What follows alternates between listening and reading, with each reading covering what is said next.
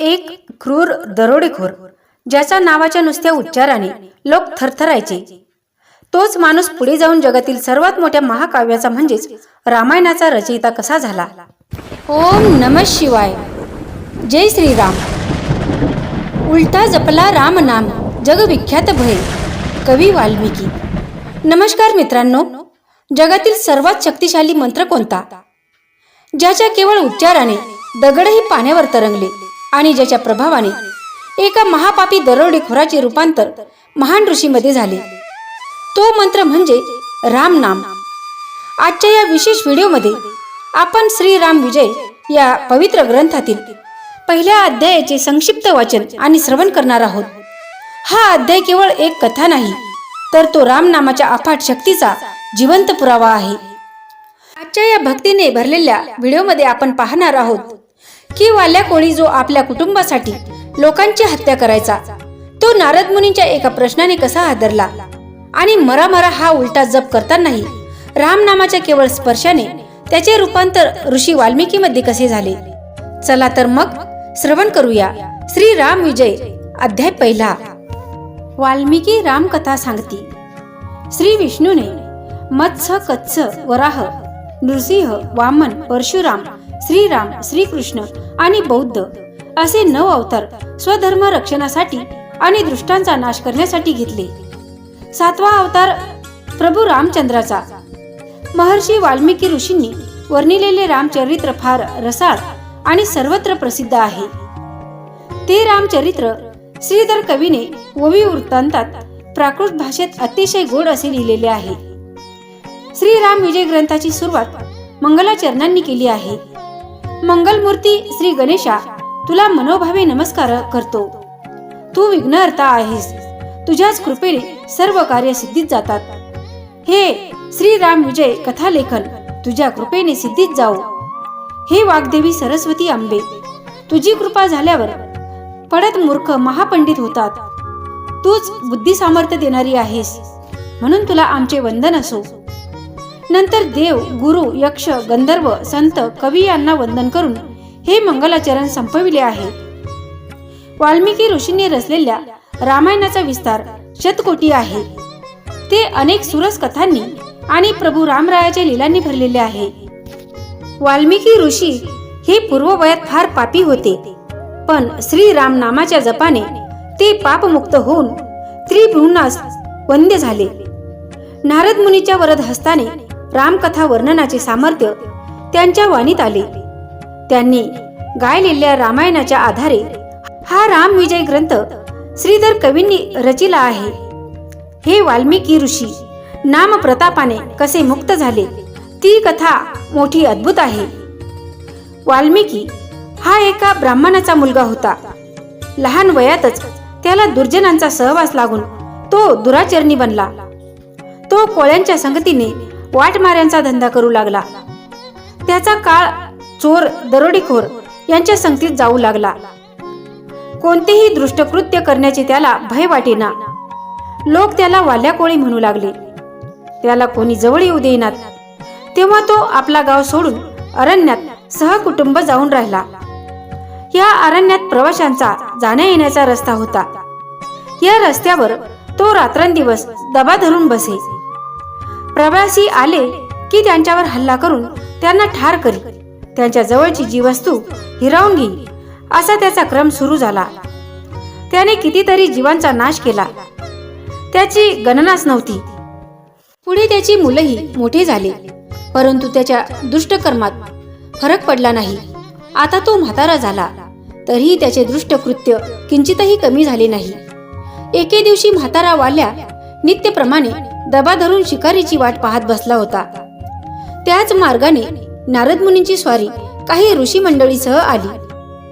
नारद मुनी जवळ येताच शस्त्र उगारून वाल्या त्यांच्या अंगावर धावला आणि म्हणाला, रे भटकुऱ्यांनो, कुठे चाललात? उभे राहा आणि जवळ असेल नसेल ते माझ्या स्वाधीन करा, नाहीतर प्राणाला मुकाल. तेव्हा नारदांनी त्या वाटमाऱ्याकडे पाहिले. ते म्हणाले, वालोबा, आम्ही गरीब ब्राह्मण, आमच्याकडून तुला काय मिळणार आहे?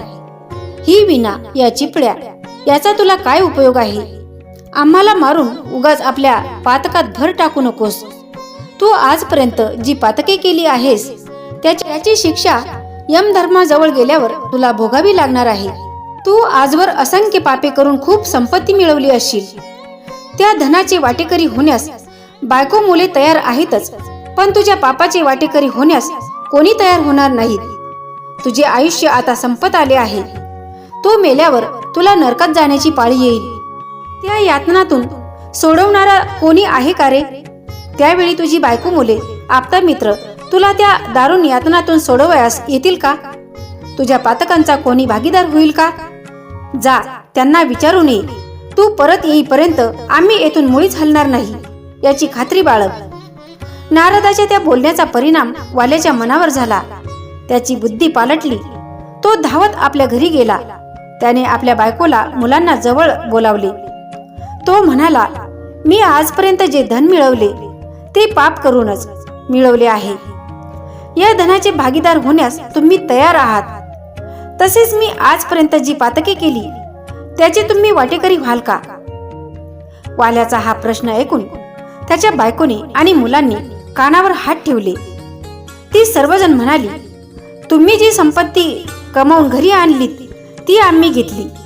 ती मिळवण्यासाठी पापे करण्यास आम्ही तुम्हाला सांगितले नाही, म्हणून त्याचा दोष आमच्याकडे नाही. तुमची पापे तुम्हास ठाऊक. त्याचे फळ आम्ही काय म्हणून भोगावे? म्हणून आम्ही तुमच्या पातकांचे वाटेकरी होणार नाही. तुम्ही केलेल्या पातकांचे प्रायचित्त तुम्हीच भोगा. असे बोलणे ऐकताच वाल्या कोळ्याला वाईट वाटले. तो सद्गदित झाला. त्याचे हृदय भरून आले. तो खिन्न होऊन धावतच नारदाकडे आला आणि त्याने नारदाचे पाय धरले. त्यांचे पाय आपल्या अश्रूंनी भिजवले आणि तो हात जोडून उभा राहिला. तो करुण वाणीने नारदांना म्हणाला, महाराज, तुम्ही सांगितले तेच खरे आहे. मी तुम्हाला शरण आलो आहे. मला या पापातून मुक्त होण्याचा मार्ग सांगा. मी तुमचे वचन आमरण पाळीन. माझ्यावर दया करा. वालोबास खरोखरच उपरती झाली.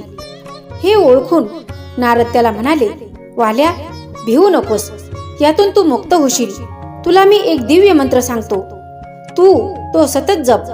तो मंत्र अगदी सोपा आहे. राम ही 2 अक्षरे रात्रंदिवस तू मुखातून उच्चारित राहा. पापातून मुक्त होशील. असे म्हणून त्यांनी वरदहस्त वाल्याच्या मस्तकावर ठेवला आणि ते तेथून ऋषीसह निघून गेले. वाल्या त्याच ठिकाणी राम राम राम उच्चारू लागला. ध्यानस्थ बसून त्याचा जप सुरू झाला. तो देहभान विसरला. भूक तहान पळून गेली. राम नाम स्मरणात तो रंगला. त्याला कैक वर्ष झाली. अंगावर मोठे वारूळ वाढले. त्याच्या हातातील सुकल्या काठीचा वृक्ष होऊन त्याला पाने फुटली. पुढे काही काळांनी नारद मुनी त्या ठिकाणी पुन्हा आले. यावेळी मंद मंद असा रामनामाचा ध्वनी त्यांच्या कानावर येऊ लागला. ते उत्सुकतेने इकडे तिकडे पाहू लागले. तो एका वारुळातून हा ध्वनी येत आहे हे त्याच्या लक्षात आले. त्यांना नवल वाटले. त्यांनी ते वारुळ उकरले. पाहतात तो वाल्या. तो दिव्य तेजाने चमकत होता. राम नामाच्या जपामुळे त्याची सर्व पातके नष्ट झाली होती. नारदाला पाहताच त्याने साष्टांग नमस्कार घातला आणि तो म्हणाला, हे सद्गुरू, मी आता यापुढे काय करावे? नारद म्हणाले, तुझी पातके राम नामाने नष्ट झाली आहेत. तू आता त्रिलोक्य ज्ञानी ऋषी झाला आहेस. आजपासून काही वर्षांनी श्री विष्णू दशरथ राजाच्या पोटी अवतार घेणार आहेत. तो राम अवतार होय. त्याचे चरित्र तू लिही. रामाचे चरित्र तू भविष्यवाणीने वर्णन करशील.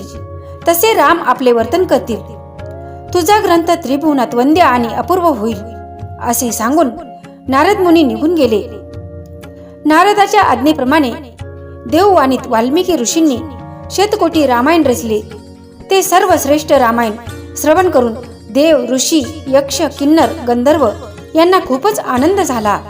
तर भाविकांनो, असा होता श्रीराम विजय ग्रंथाचा हा पहिला अध्याय. वाल्या कोळी ते वाल्मिकी ऋषी हा प्रवास आपल्याला शिकवतो की भक्ती आणि दृढ विश्वास असेल तर कोणतेही पातक नष्ट होऊ शकते आणि जीवनाचे सार्थक होऊ शकते. तुम्हाला हा व्हिडिओ कसा वाटला हे कमेंटमध्ये नक्की सांगा. जर तुम्हाला हा प्रयत्न आवडला असेल तर व्हिडिओला लाईक करा आणि आपल्या मित्रपरिवारासोबत शेअर करा. ग्रंथाचे पुढील अध्याय ऐकण्यासाठी चॅनलला सबस्क्राईब करायला विसरू नका. भेटूया पुढच्या भागात. तोपर्यंत जय श्रीराम.